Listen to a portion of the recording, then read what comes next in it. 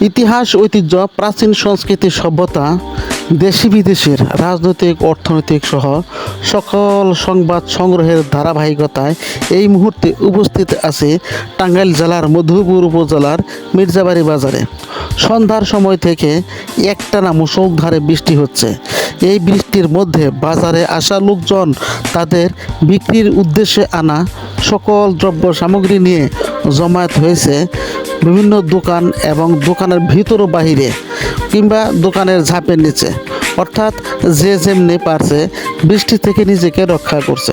প্রচণ্ড বৃষ্টির মধ্যে ক্রেতা বিক্রেতা দর কষাকষির মাধ্যমে তাদের পণ্য সামগ্রী ক্রয় বিক্রয় করছে।